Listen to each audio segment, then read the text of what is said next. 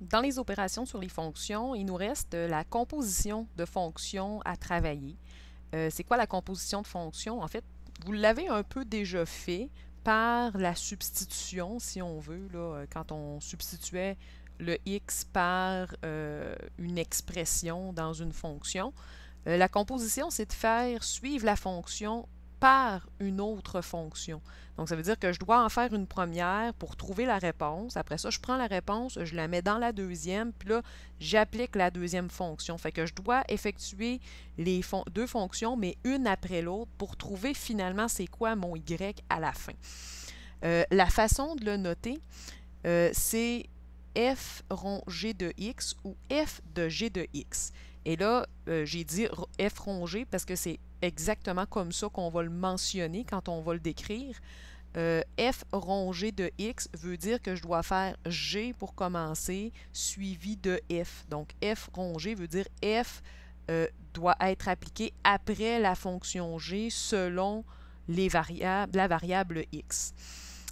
Finalement, c'est comme si je disais f de g de x. Oh, ma petite barre a été déplacée, là. Donc, f de g de x, tout simplement. D'un sens, je vais appliquer la fonction g pour commencer parce que c'est celle qui est dans la parenthèse à l'intérieur où devrait se trouver mon x habituellement. Une fois que j'aurai trouvé la réponse à partir de la fonction g, bien là, je vais pouvoir utiliser la réponse, l'insérer dans la fonction f et faire le calcul selon la fonction f. Donc, on remplace le ou les x de la fonction f par l'expression complète de la fonction g. De toute façon, on va en faire des exemples, ça va être beaucoup plus facile de comprendre le principe. Si on prend le premier exemple, donc j'ai la fonction f qui est définie par moins 2x plus 3 et la fonction g qui, elle, est définie par 4x au carré. Ce qu'on a vu tout à l'heure, c'est que si j'ai f rond g de x, donc la fonction f doit être faite après la fonction g, c'est la même chose que f de g de x. Donc, les deux formes d'écriture veulent dire la même chose. Vous pouvez utiliser celle que vous préférez.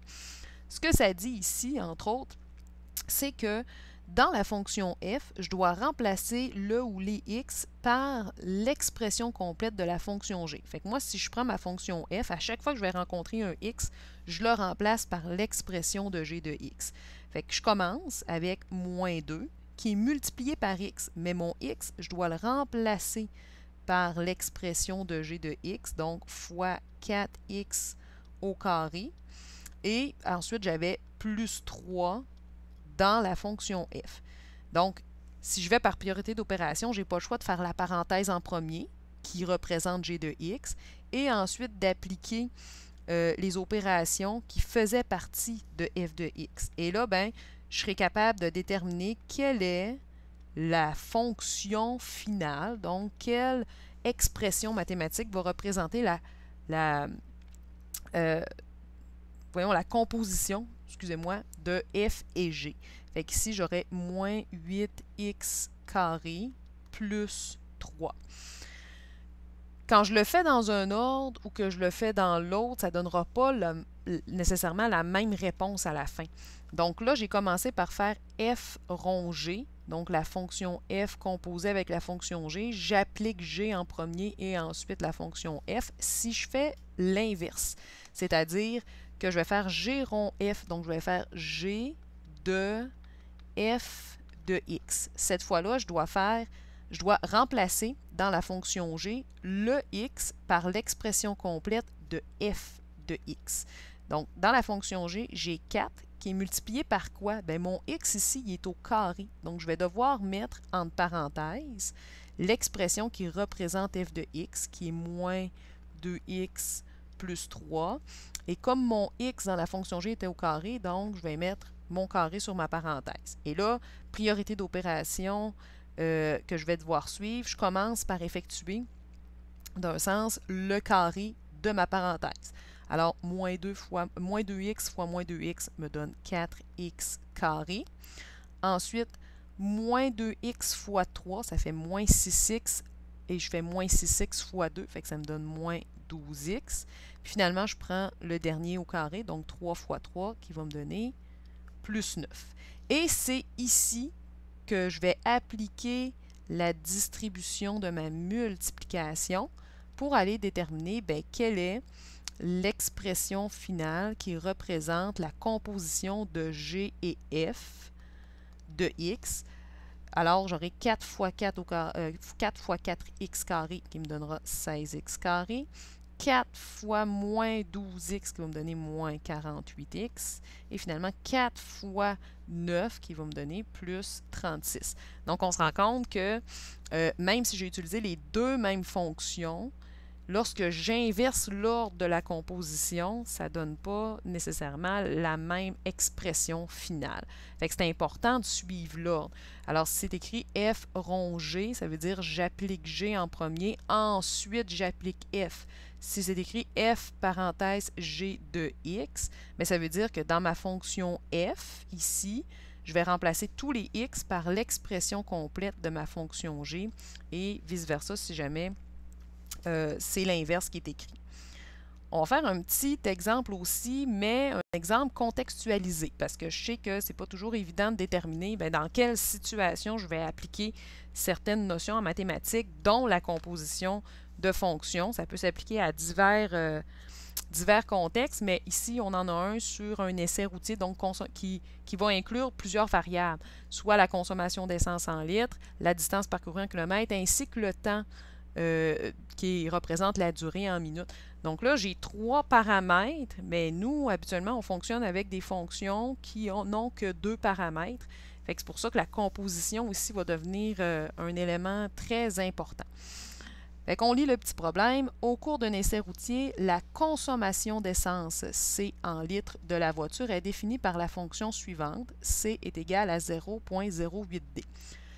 La distance parcourue, D en kilomètres, est donnée, ici il me manque un S, est donnée par la règle D est égal à 0,12 T carré où T, c'est le temps en minutes. Fait que là, j'ai 3 variables qui sont en relation 2 à 2, mais moi, j'ai besoin de les mettre comme tout ensemble.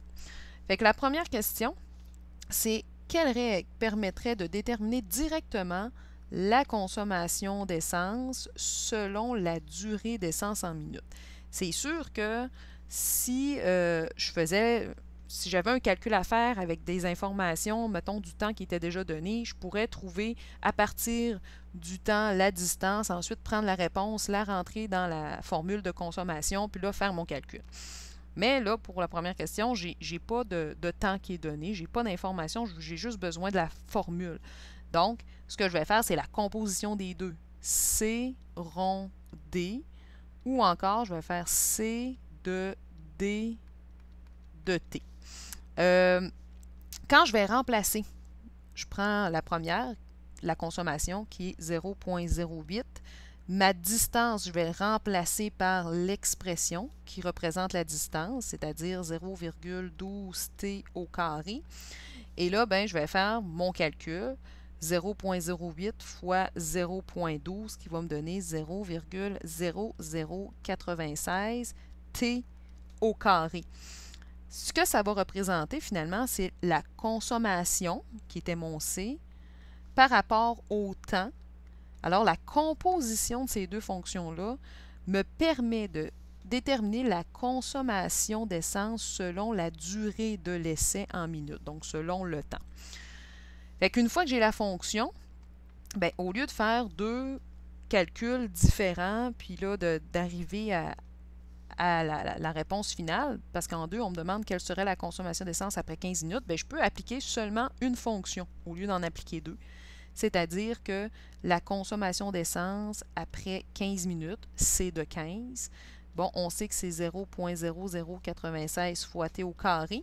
Si je remplace mon temps par mes 15 minutes, 0,096 fois 15 au carré, finalement, je vais obtenir 2,16 litres d'essence pour ce qui est de la consommation d'essence après une durée de 15 minutes pour mon essai routier.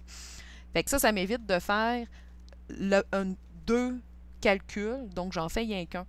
Parce que j'aurais dû faire 0,12 fois 15 au carré, prendre la réponse et ensuite remplacer puis faire 0,08 fois la réponse que j'avais trouvée. Fait que c'est un exemple d'application pour la composition de fonctions.